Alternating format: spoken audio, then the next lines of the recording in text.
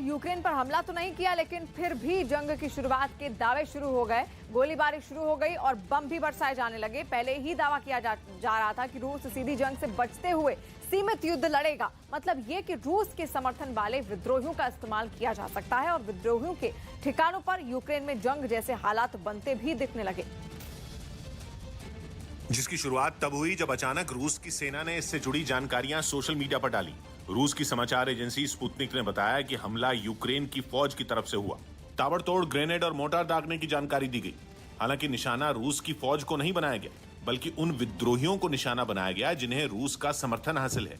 Ukraine के पूर्वी छोर पर लुहांस्क नाम का प्रांत है, ऐसा प्रांत जिस पर रूस के समर्थन वाले विद्रोहियों का कब्जा है, और वो विद्रोही खुद को यूक्रेन से अलग एक आजाद मुल्क बताते हैं।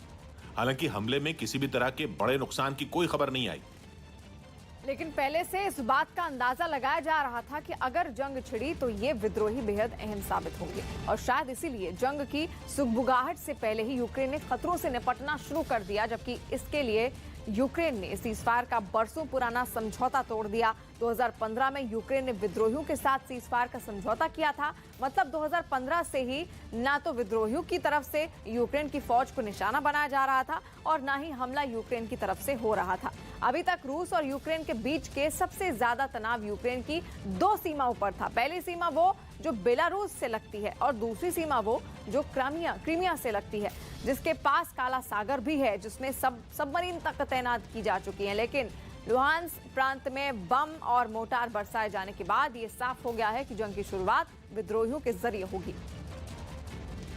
क्योंकि एक तरफ रूस ने दावा किया कि यूक्रेन की फौज ने सीजफायर तोड़कर बम बरसाए, तो दूसरी तरफ यूक्रेन की फौज ने भी रूस पर गंभीर आरोप लगाए और दावा किया कि रूस ने यूक्रेन की फौज को निशाना बनाया है। उसी लुहांस्क प्रांत का नाम सामने आया जहां यूक्रेन के हमले का दावा रूस ने किया था। एक वीडियो भी जारी किया गया। वीडियो छोटे बच्चों के एक स्कूल का बताया जा रहा है, जिसकी दीवार में बड़ा छेद हो गया। इमारत एक खंडहर में बदली दिखने लगी। वीडियो जारी करते हुए दावा किया गया कि यह हमला रूस के समर्थन वाले विद्रोहियों ने किया है।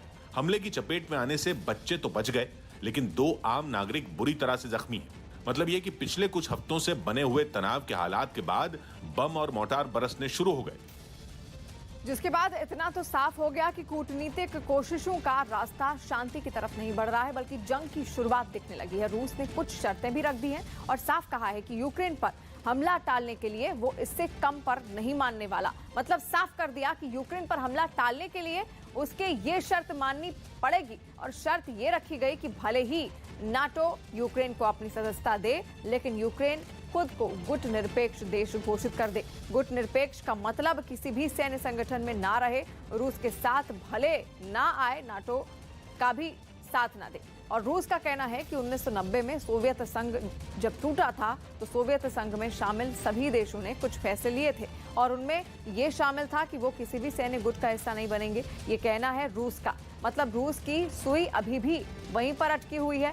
पहले दिन से रूस कभी अमेरिका से तो कभी यूक्रेन से ये भरोसा मांग रहा है कि नाटो की फौजें यूक्रेन को में दाखिल नहीं होनी चाहिए, और इस बात का भरोसा रूस को दिया जाए।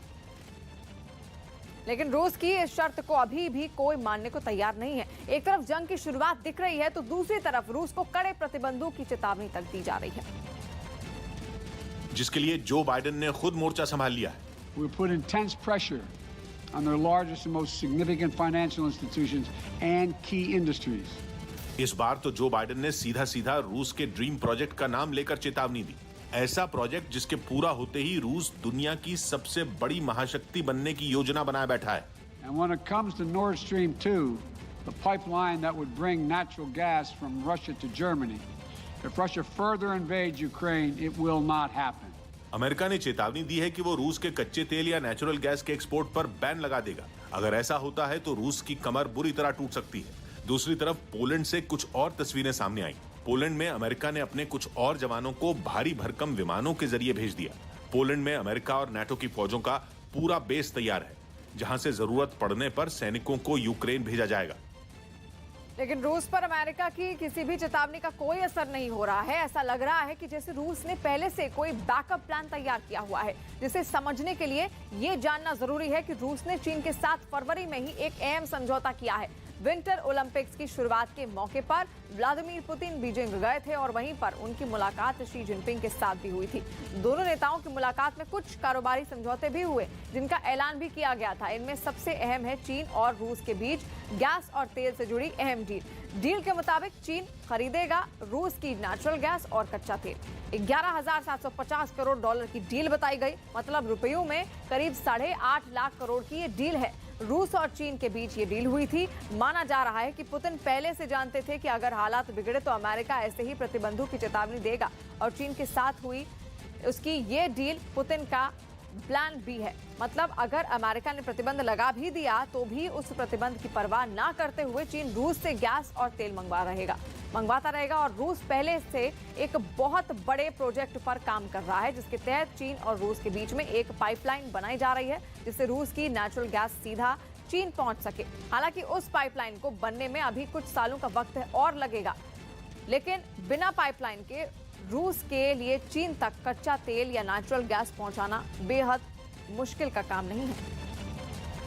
मतलब ये कि रूस ने भी कड़े आर्थिक प्रतिबंधों का सामना करने की योजना पहले से ही बना रखी है और इसे अमेरिका भी अच्छी तरह समझ रहा है और केवल प्रतिबंधों से बात बनने वाली नहीं है।